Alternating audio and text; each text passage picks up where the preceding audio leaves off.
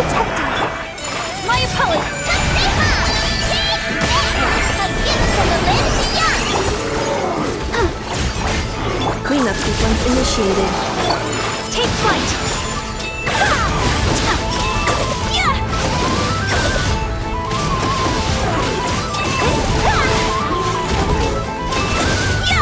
My apologies. Go, Ruby.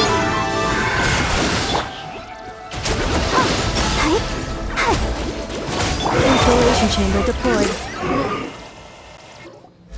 Oh, are you alright? Oh no! What now? There better not be more wild hunt monsters! Huh?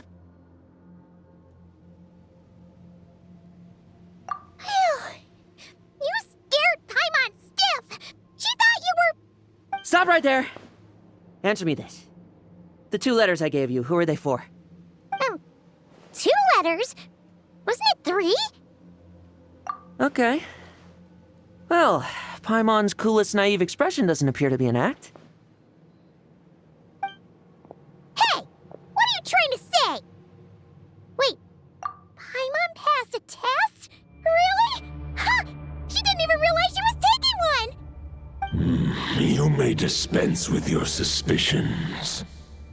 The wolf pack has borne witness. They fought against the aberrations that encroached upon this land, and our attackers showed no ability to disguise themselves this time. Ah, a familiar scent. Come. I will await you at the usual grounds. Well, if the boss of Wolvendom has vouched for you, I guess I should apologize for doubting you just now. Sure was. Fortunately, my experience in Nodcry didn't go to waste. Turns out the Wild Hunt all feel the same when you stab them. They didn't stand a chance. Something seems wrong with that old wolf, though. Go on, you should check on him.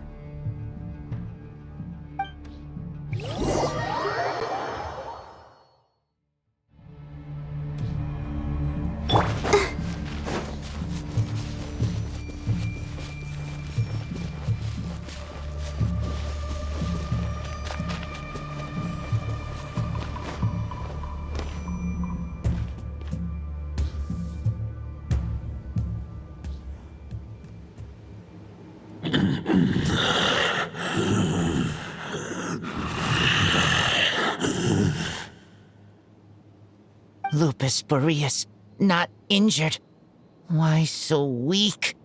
Am I not strong enough?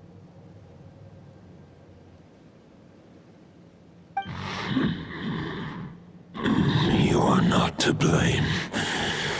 With your Iron Claw, you successfully blocked their attacks.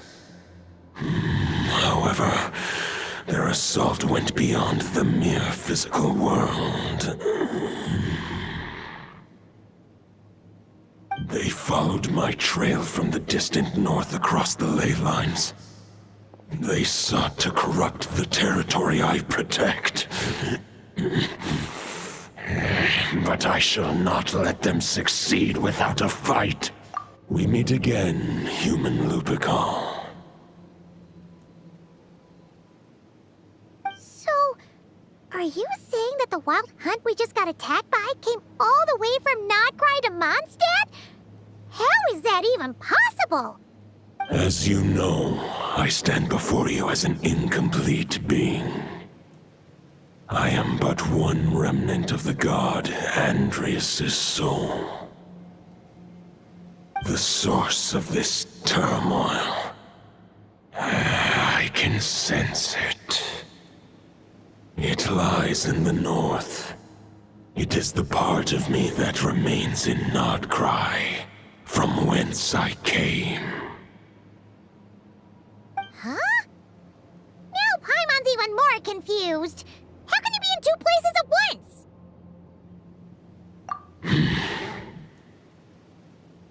For many gods, housing a part of their soul within an object is no difficult feat. But those who can perform such delicate partitions as this are rare. even among the gods.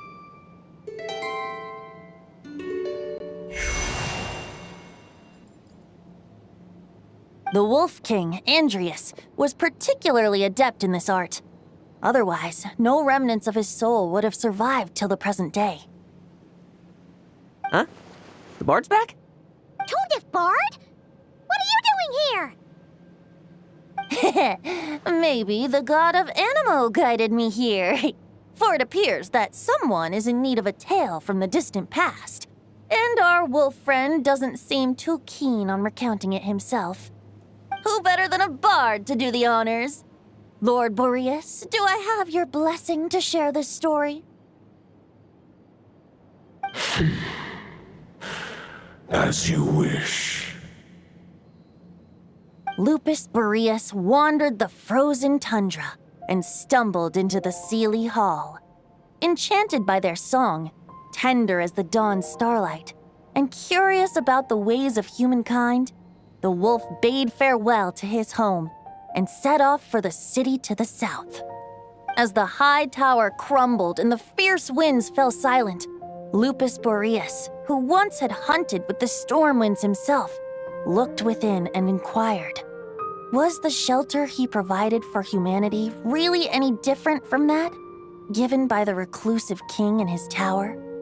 The wolf entrusted those under his protection to a new god and quietly returned to the frozen north. There, in a palace long since abandoned by its former master, the great wolf closed his eyes and slept.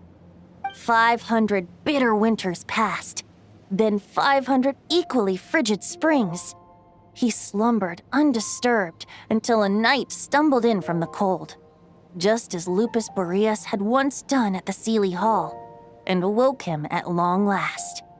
The night asked the wolf to join him on a journey south, to see once more the land that had all but faded from his memory. The gentle wolf, unwilling to refuse the human's earnest plea, split his soul into two halves and left his home once more.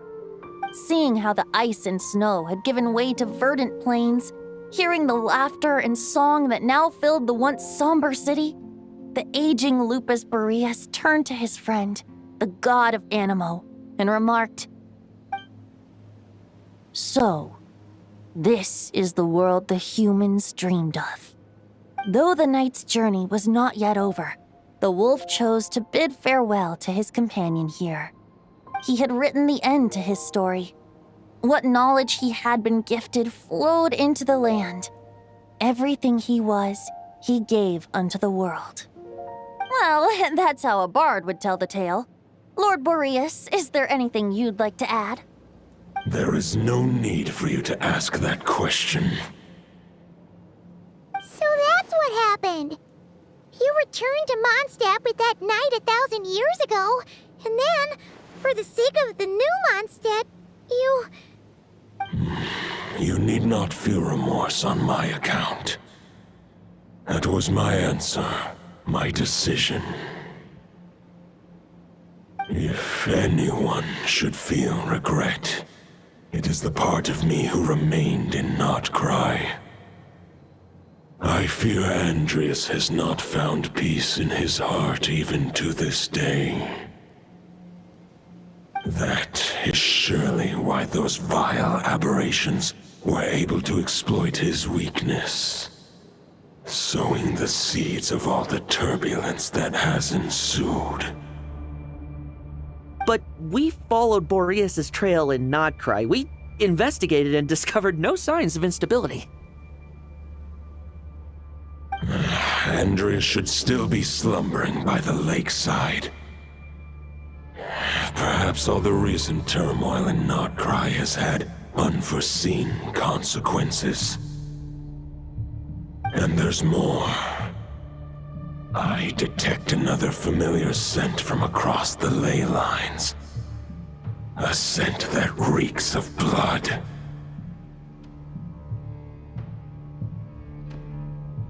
Oh, the White Knight who became the Bloodstained Knight? The mightiest knight of Boreas? But wasn't he from 500 years ago? You think he's immortal or something? I remember him as just a man. His lifespan should be no longer than any other of his kind. But before he severed his connection to Boreas, his final destination, it was the ancient kingdom of Conria, as you call it. Beyond that, I know not if he lived or died. If you want to get to the bottom of this, I'm afraid you'll have to make another trip to Nodcry yourselves. As luck would have it, another old friend of ours just so happens to be free right now. If you ask him nicely, he might give you a lift. That could save you a lot of time on the road. No wonder I can suddenly sense the east wind's presence. If even Mondstadt has been affected by the fallout, Nodcry must be in real trouble by now. I hope Varka can handle it. Varka? Is he in danger? I believe too many passengers would slow our dear friend down. I fear he only has room to carry one person, along with perhaps a diminutive companion.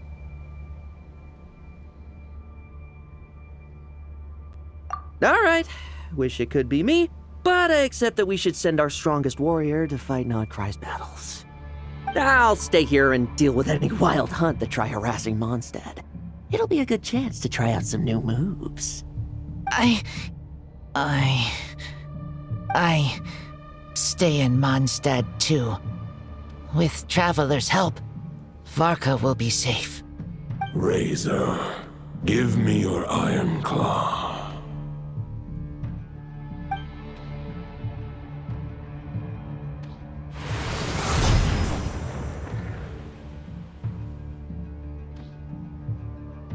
Golden-haired traveler, give this token to the current knight of Boreas.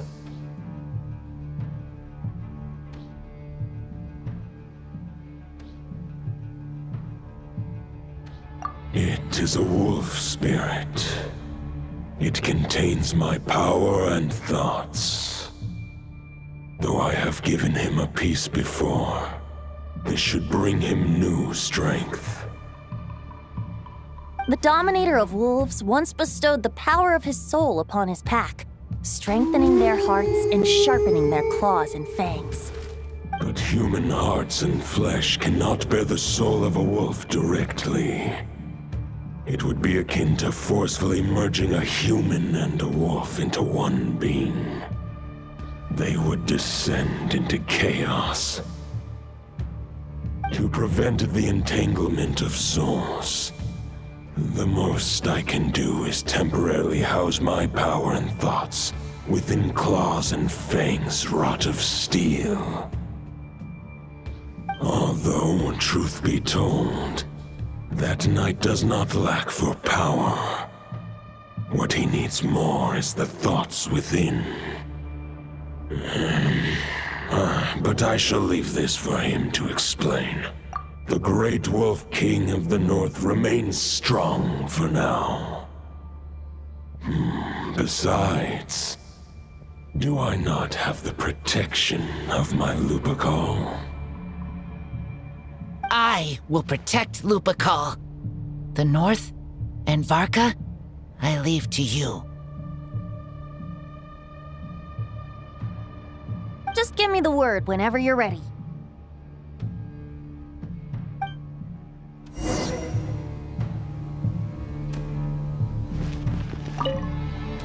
I can read Varka's letter.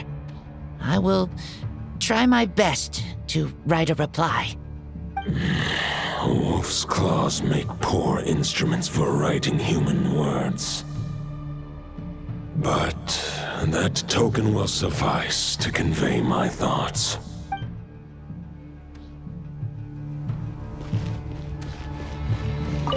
I sure didn't expect my experience fighting the wild-hunted Nodcry to come in handy back here in Mondstadt. Almost makes me wonder if this was the reason I was sent back. Also, how come that bard knows so much, and what was he doing at the Thousand Winds Temple? Well, whatever. I don't really care. as long as I get to do some fighting. I'm looking forward to trading blows with Lupus Boreas when he's fully recovered. I bet he'll wipe the floor with me.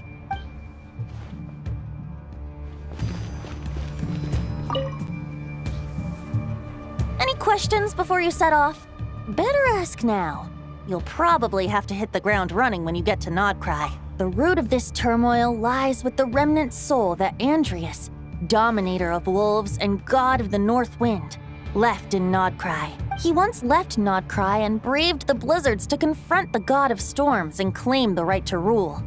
Yet even as the tower fell, he chose to abandon his claim. Instead, he returned to the north and slumbered for 1,000 years before finally journeying back, under the name of Boreas, with the first knight of Boreas to witness the new face of Mondstadt.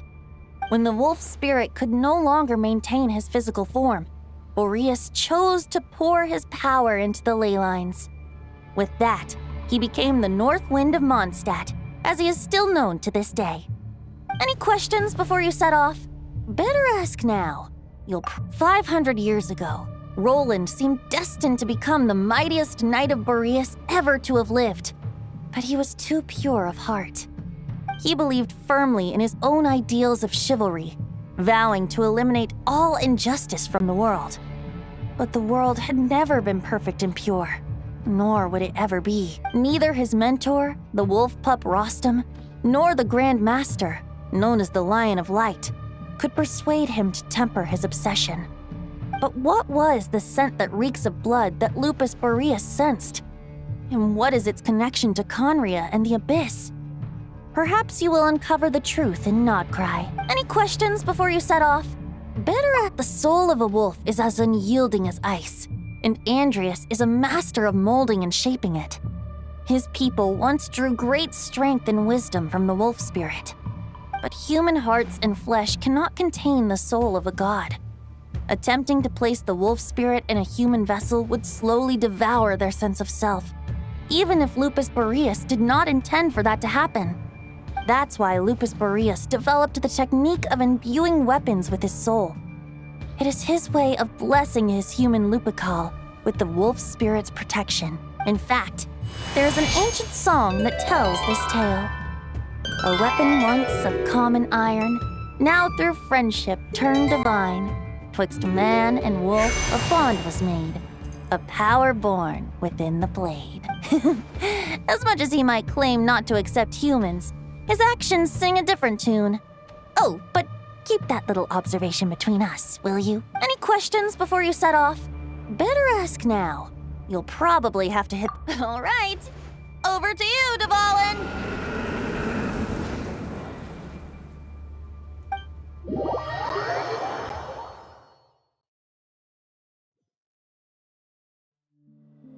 The Knight of Boreas awaits below. We must part ways here. Barbatos and I have other plans.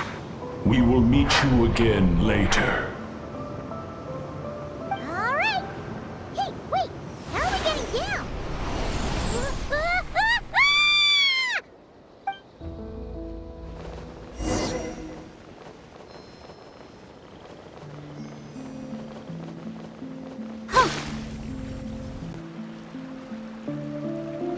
Hold the line!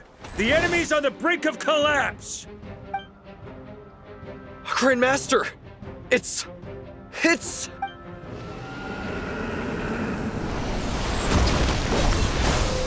Haha! Reinforcements! It's about time! And I'm on too! We're just about hanging in there. Most of their grunts are taken care of now. Their leader's gonna have to make a decision soon. Fight or flight? What will it be, mightiest knight of Boreas? As expected, this hastily summoned Wild Hunt horde is nothing but a disorganized rabble. A mere shadow of the forces gathered by the Rahir of Solmari. But they have served their purpose. I now understand your tactics, and you, in turn, understand mine. This is fair. This is the way of chivalry. Farewell, heir to the knighthood of Boreas. Whether you choose to resist me or not, I shall set right the injustices of this world. In the name of the blood-stained night.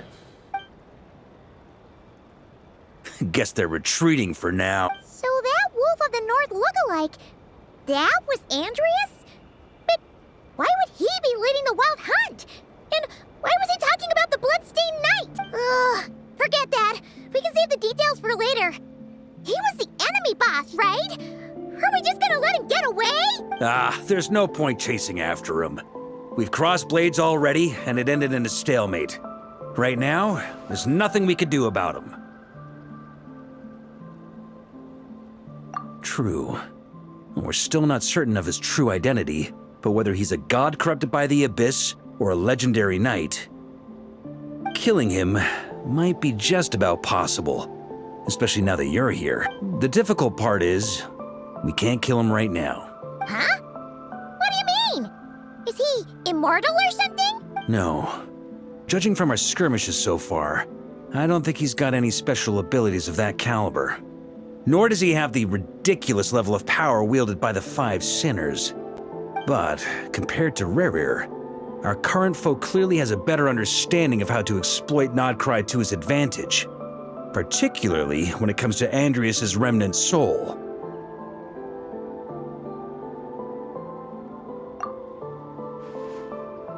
Exactly. Sounds like you realize what the crux of the issue is. I managed to cut off a sample from our foe, which Albedo and Durin are analyzing as we speak. Meanwhile, our other allies should be making their way home from their own battles by now. Let's discuss this further when they're back. We still have some big challenges ahead before this expedition can finally be declared a victory.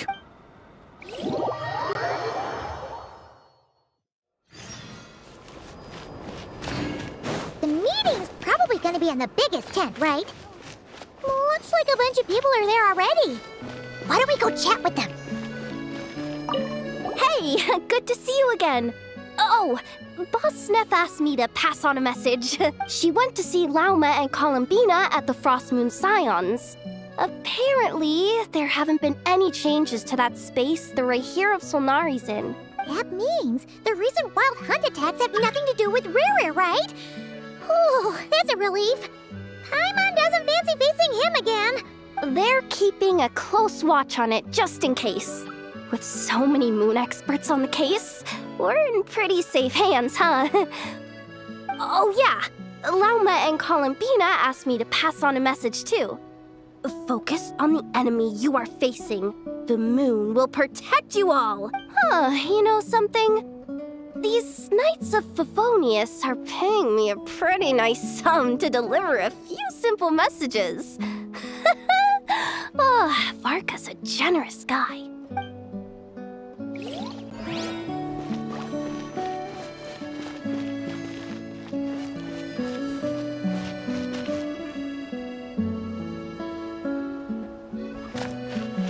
Go, Barbara, go! Short distance propulsion module on cooldown. 15 minutes until next departure. Switching to chat mode. Hello there, Paimon, Traveler. Varka placed a sizable order with the Clink Clink Krumkake craft shop. I know is hard at work producing the strategic reserve, while I am handling the deliveries. Secondly, I am also here to attend the meeting in her place.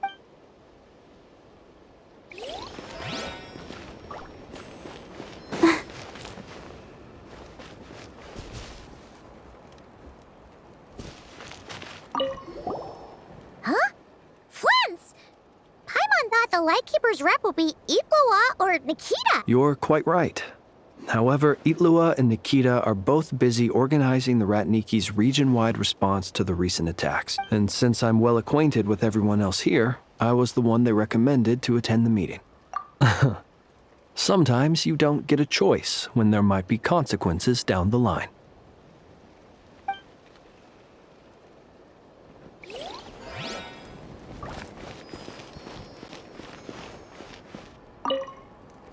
Hey, Honorary Knight. Looks like pretty much everyone's here. Albedo and Durin are just wrapping up their analysis. You want to wait for them here?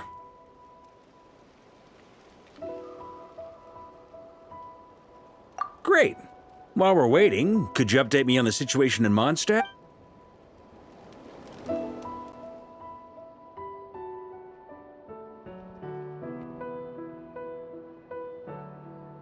And that's where things stand. The Wild Hunt is no longer under the Reikir of Solnari's control, but it has been reborn from the ashes and is now launching widespread attacks.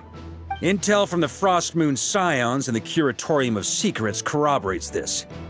No disturbances have been detected in the space where Rere resides.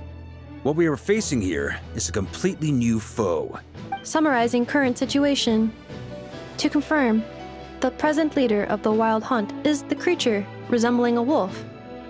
Andrius, god of the North Wind. More precisely, it's the external will that has seized control of Andrius' spirit, namely Roland, the Bloodstained Knight. Whoa. Hold on. I'm completely lost. Isn't Roland some monster from like 500 years ago? How'd he suddenly get wrapped up with a god from 1,000 years in the past and the present-day Wild Hunt? Allow us to explain that part. Are you familiar with compensation mechanisms? When an organism sustains damage, relevant tissues will undergo changes to offset the loss of function. For example, when one kidney is damaged, the other will be strengthened to compensate. Or, when a main artery is blocked, the collateral vessels become more active. Similarly, when the Wild Hunt lost their leader, the Abyss harnessed the memories that flow throughout the ley lines to fashion a new one, fit for the present circumstances. That new leader is a mirror image of Roland, the Bloodstained Knight. Right. No matter how strong the compensation is, it will never quite match the functionality of the original organ. The Roland replica can't possibly imitate Rere's overwhelming power, nor his ability to disguise himself as others. So, the Abyss made use of the connection between Roland and Boreas to compensate for this lack of power. The replica corrupted and took control of Andrius as he slumbered by the bank of Eimsvartnir, ultimately manifesting as the giant beast that you all witnessed. However, exactly why the Abyss chose Roland to mimic, and indeed how it was able to do so, remains unclear. I guess he must have gotten caught up with the Abyss or Nodcry somehow during his wanderings through Tevat. But we can keep those questions on the back burner. Okay, Paimon gets all that, but what did you mean when you said we can't kill him right now? We can't kill him right now because a dead god may prove more dangerous than a living one. From intelligence gathered during the expedition, we have reason to believe that the power released when a god is felled can have catastrophic consequences for us mortals. Worse still, the wrath that remains after a god's passing becomes a source of endless turmoil. Once god remains contaminate the land, they will persist for thousands of years. This land has already been ravaged by the Wild Hunt. If we add god remains to the mix, it would be like adding salt to an open wound, placing everyone who lives here in perilous danger. Query. While I can indeed find records of disasters caused by god remains in my database, there also appear to be cases of gods dying naturally with no ill effects. In that land, the passing of the Pyro-Archon's flame is a common occurrence throughout history, and even the part of Andrius who remains in Mondstadt has experienced death once before, has he not? Great question. Glad you asked. Honorary Knight, you said Lupus Boreas gave you a token to pass on to me? Please, present it now. It should help explain things faster.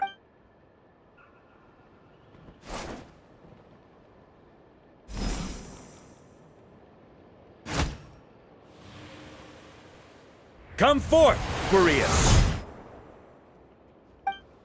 This form has come to the end of its time. I'm afraid I can accompany you no further on your journey. My soul will fall into silence, and my power will flow into the ley lines of this land. Perhaps this is all that a wolf can hope to do for humankind. Do not grieve for me, for this is the end I have chosen. Instead, remember that one day, your wandering too must come to an end. When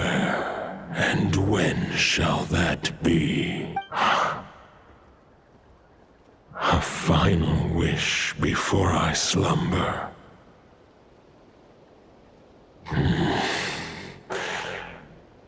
Sing me a song.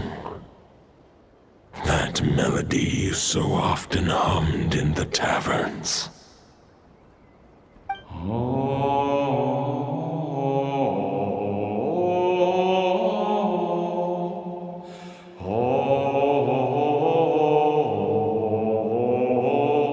You saw it too. You must have keen powers of perception. Not that it surprises me. That was Boreas's final thoughts before merging with the ley lines.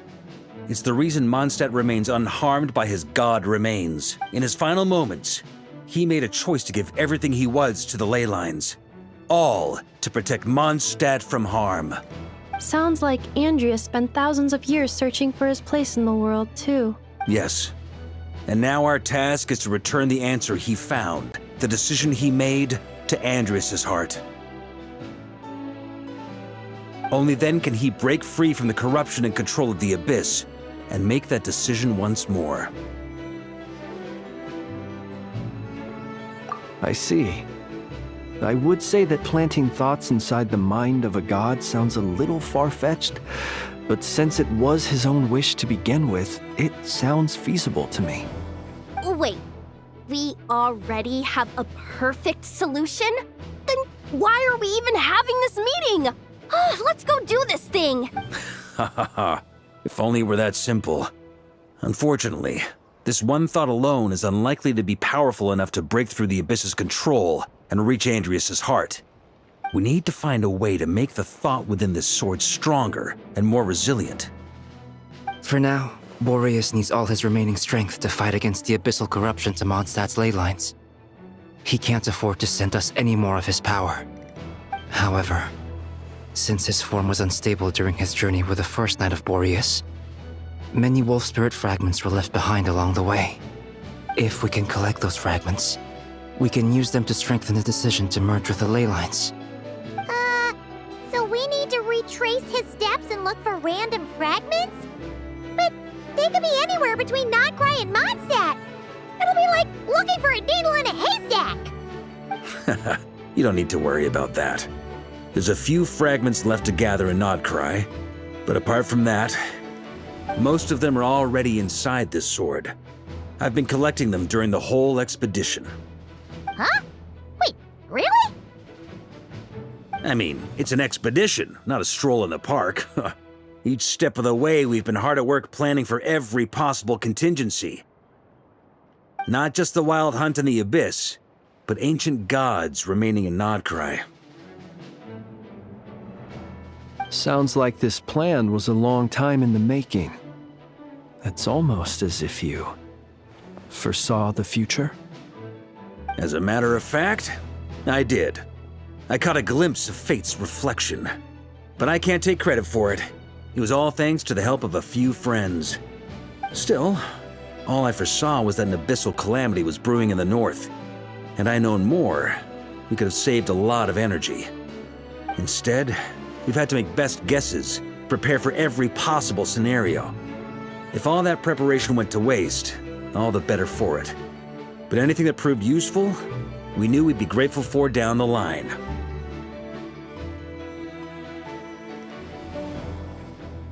Sure is. Just one crucial step remains.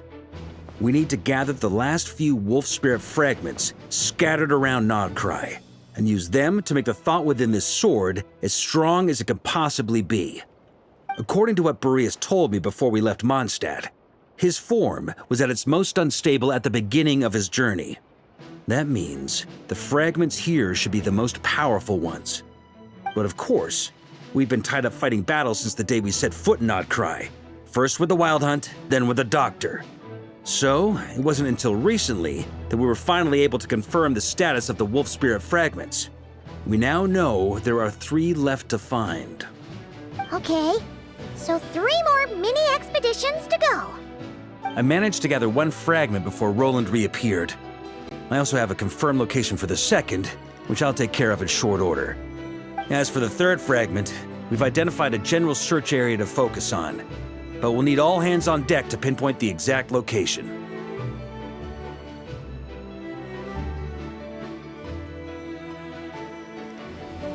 The final snag is that since our foe is a replica of Roland, he too will be aware of Andrias' history.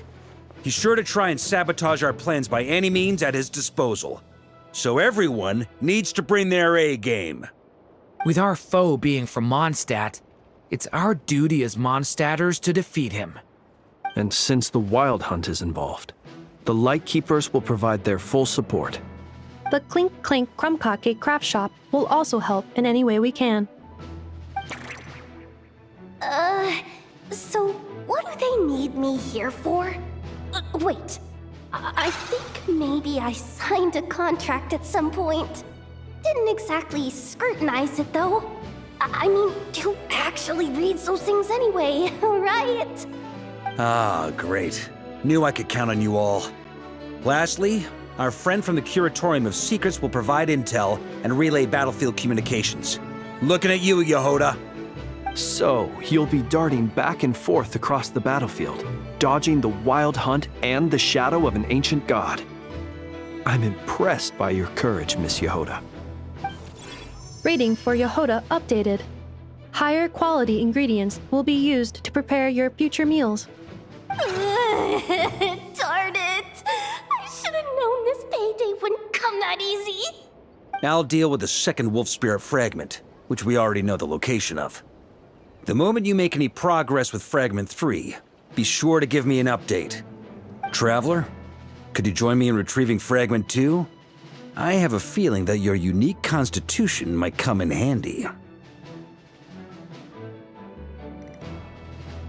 All right, time is of the essence. Let's move out, people. Dismissed!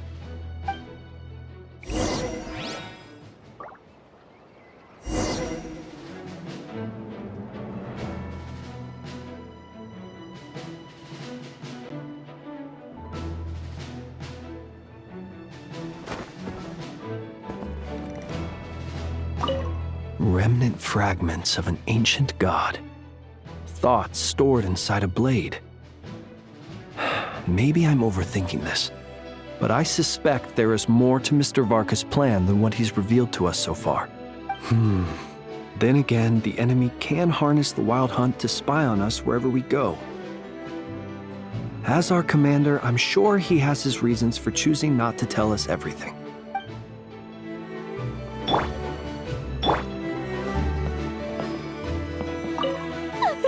Yehoda, you dummy! You took the stupid job of your own free will! Crying isn't gonna get you out of it!